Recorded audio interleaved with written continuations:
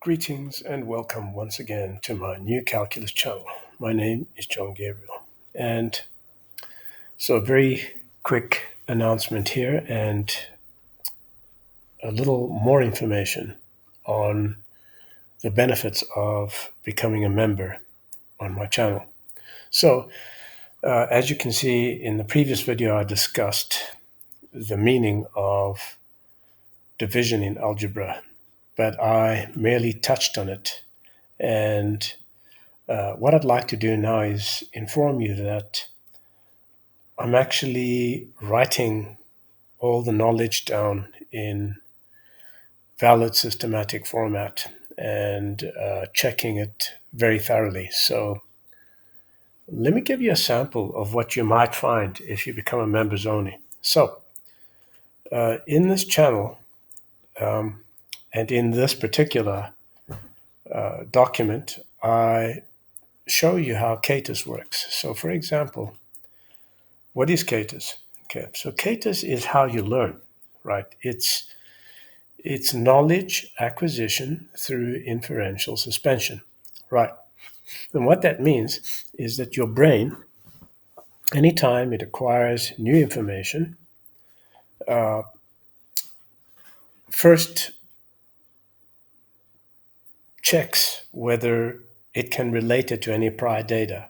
And if it can't, then it stores some kind of a form of the knowledge so that later on it's no longer new data and it can try to, if you haven't understood it or if you haven't seen it correctly, it can try to correlate new concepts with the first time you encountered it. Now, what's really problematic in the mainstream is that they do not teach concepts the correct way and they do not teach them in the correct order.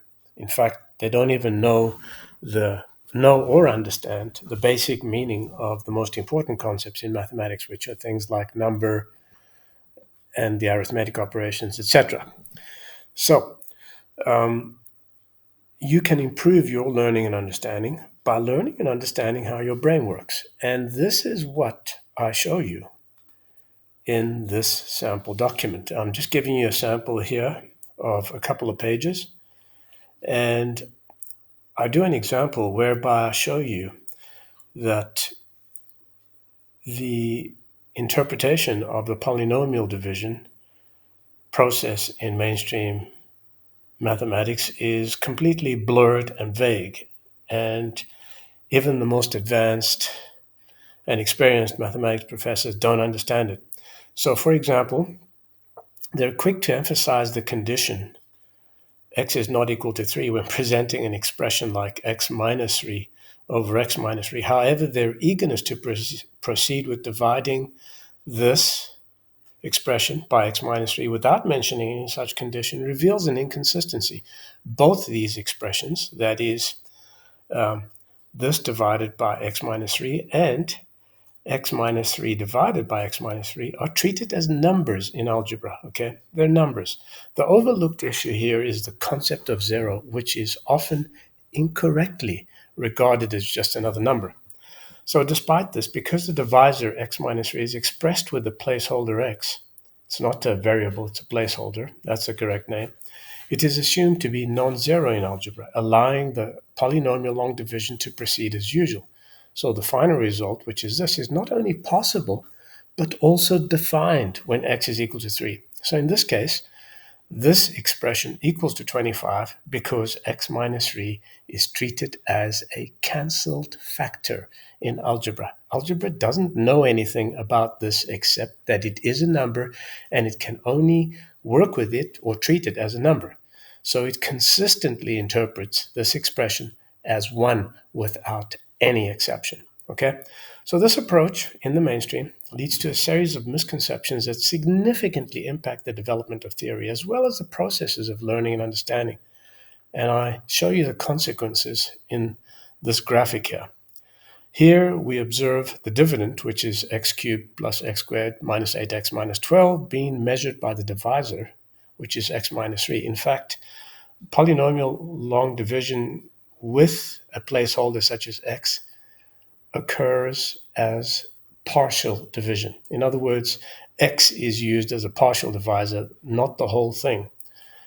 And what I mean by that is that if you had to substitute a value in x here and then try to measure the dividend, you would see that the end result is the same as a whole, but algebra allows you to measure it using only a partial divisor. And so you can have partial dividends, as you see over here, and partial quotients, x squared, 4x, 4. And you can do this in innumerably many ways, not in a set pattern which your mathematics educators misguidedly tell you that you have to start with the biggest one. You don't. All you have to do is basically measure the dividend with a divisor. So this is what this sample here explains to you. There's much more that I'm not telling you here, but you can get it if you become a member. So how do you become a member?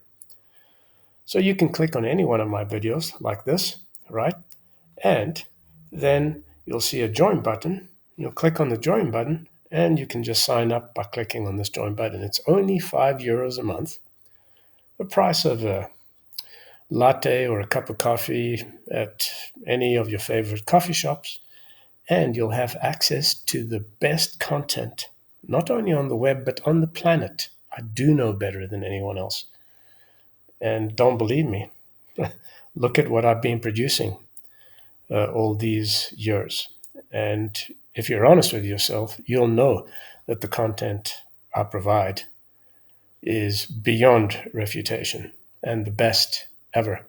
So join my channel now and have access to all this information that I will not be sharing publicly. I'm John Gabriel, and this is New Calculus Channel. Till next time.